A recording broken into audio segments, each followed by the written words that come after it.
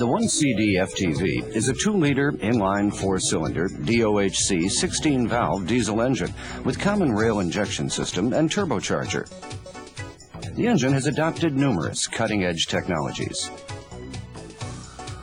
Among them, this video describes the new diesel injection system, which has achieved high performance, clean emissions, low noise, and low vibration.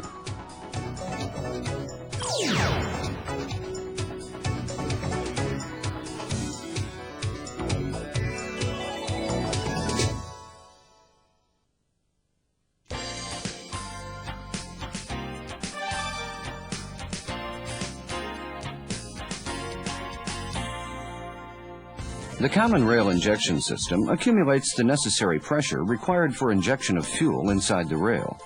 Just like the EFI system of the gasoline engine, this system injects fuel into the cylinders by opening and closing the injectors in accordance with the electrical signals output by the ECU.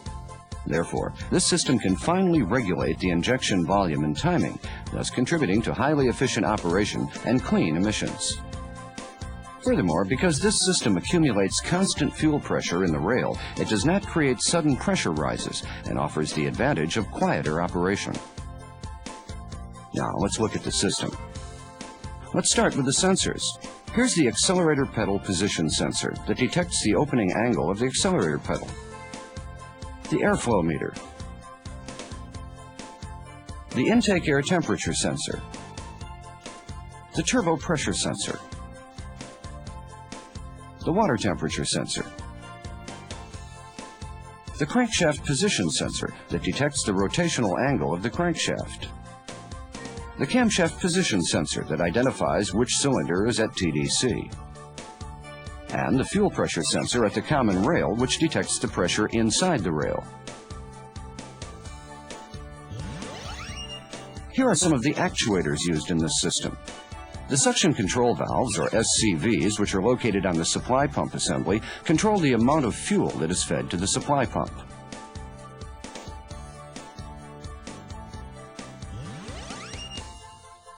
The electronic driver unit, or EDU, which boosts the injection signal from the ECU. And the injectors that inject fuel in accordance with the injection signal.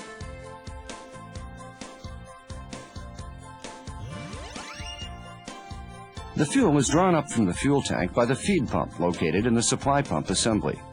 Then it passes through the fuel filter and is fed to the supply pump.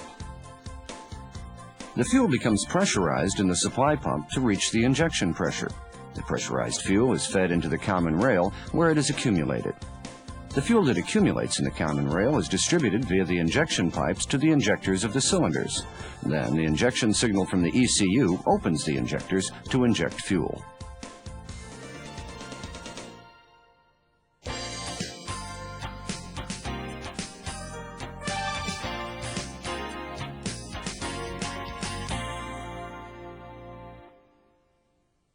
The fuel pressure that is created in the supply pump varies according to driving conditions. It is approximately 20 megapascals at idle and increases to as much as 135 megapascals during high-load, high-speed operation.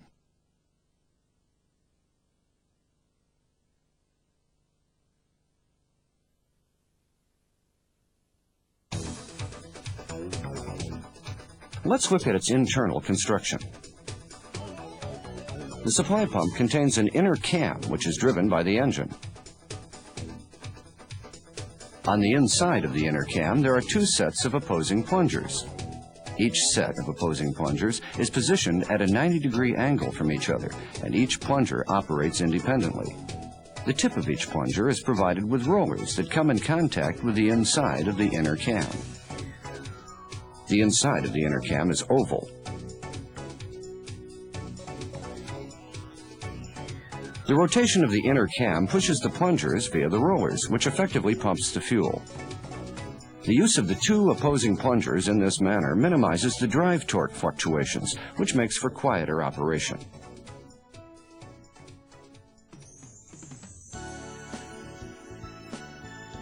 The fuel that has been sent by the feed pump flows past the suction control valve, or SCV, and the check valve. The fuel is then pressurized by the plungers and flows via the delivery valve and is fed into the common rail. The SCV regulates the volume of fuel that enters the supply pump plungers. During the suction stroke, the longer the SCV remains open, the greater the volume of fuel that enters the pump plungers. And because a large volume of fuel is pumped, the fuel pressure becomes high.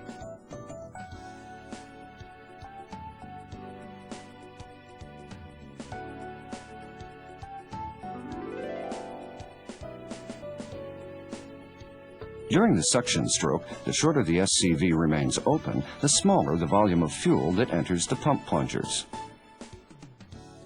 And because only a small volume of fuel is pumped, the fuel pressure becomes low.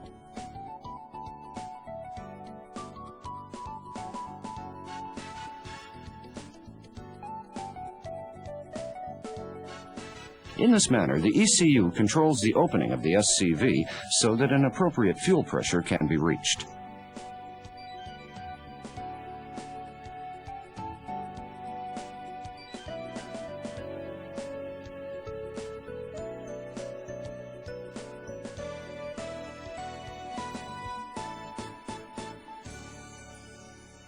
Let's watch on an oscilloscope to see how the SCV is controlled.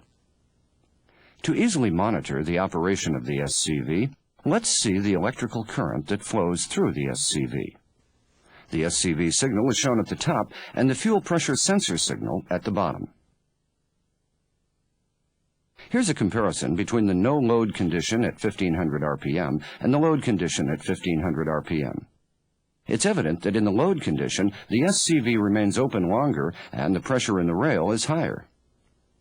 Thus, according to the signals received from the sensors, such as those of the accelerator pedal or the engine, the ECU controls the SCV in order to regulate the fuel pressure that is needed for the particular driving condition. Then, the resulting pressure is fed back to the ECU by the fuel pressure sensor in the rail.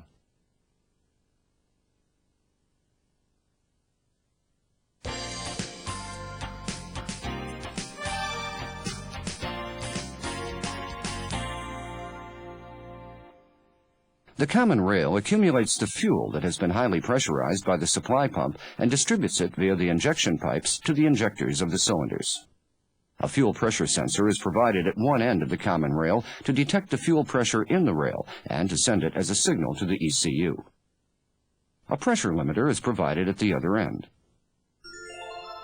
so that in the event of a system malfunction, if the fuel pressure rises abnormally, the pressure is relieved mechanically.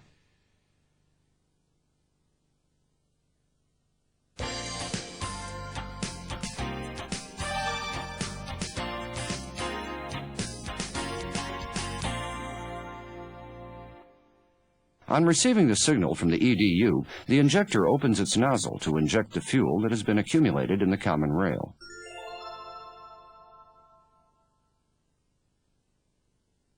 Let's look at its internal construction.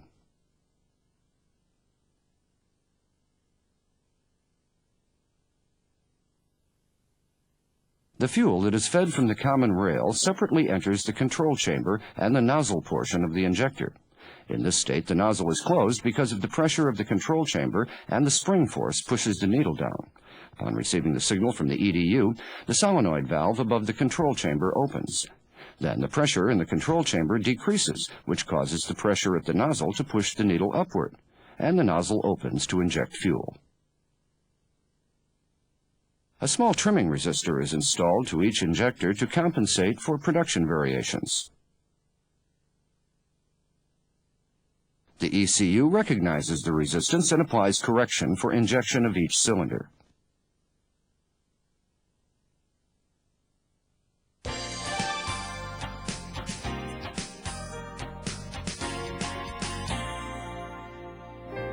How does the ECU determine the injection volume and timing? Let's first look at the injection volume. The ECU calculates the basic injection volume and the maximum injection volume, and whichever is smaller is determined to be the actual injection volume. The basic injection volume is calculated from the engine RPM signal and the accelerator pedal position signal. From these two signals, the injection volume that is required by the driver is calculated. On the other hand, the maximum injection volume is calculated based on the actual intake air volume and temperature that have been obtained from various sensors, such as the fuel temperature sensor, in addition to the engine RPM signal. Thus, a volume of fuel that can theoretically be burned completely is calculated. These two calculated values are compared, and the ECU determines the smaller of the two to be the actual injection volume. In this manner, the ECU is always taking the actual intake air volume into consideration to determine an optimal injection volume that does not generate black smoke.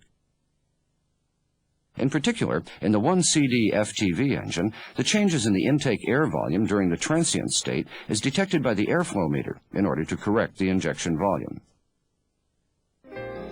Now, let's take a look at the injection timing.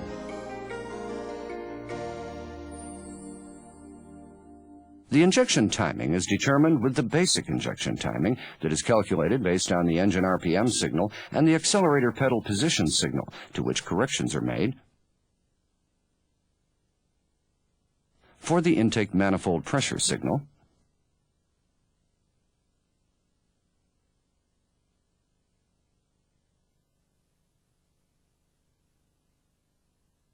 and the water temperature sensor signal.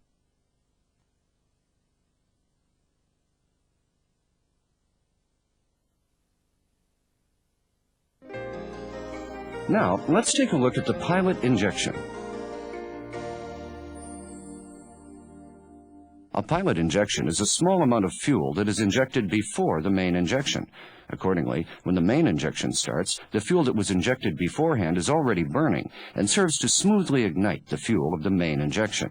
As a result, a sudden rise in the cylinder pressure during the combustion stroke is restrained, thus enhancing the quieter operation of the engine. Let's take a look at the actual injector signals on an oscilloscope. To easily monitor the operation here also, let's see the electrical current that flows through the injector. It is evident that the pilot injection takes place before the main injection.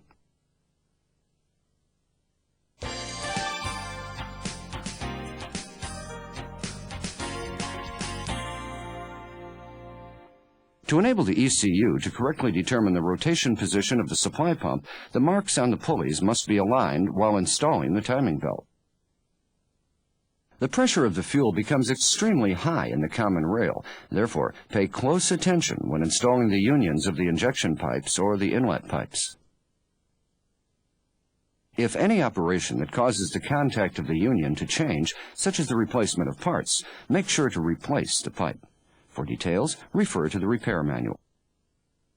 After tightening a union, make sure to check for leaks with the fuel pressure raised. The fuel pressure can be raised by conducting an active test using a handheld tester.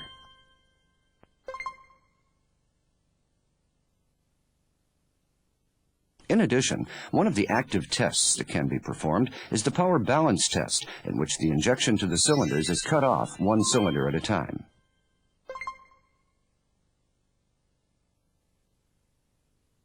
The pressure limiter of the common rail has been precisely adjusted at the factory. Therefore, any adjustment or replacement in the field must never be done. During its installation, the fuel pressure sensor deforms through tightening in order to ensure proper sealing with the common rail. If the fuel pressure sensor or the common rail must be replaced, they must be replaced together on an assembly basis because reusing them causes fuel leaks.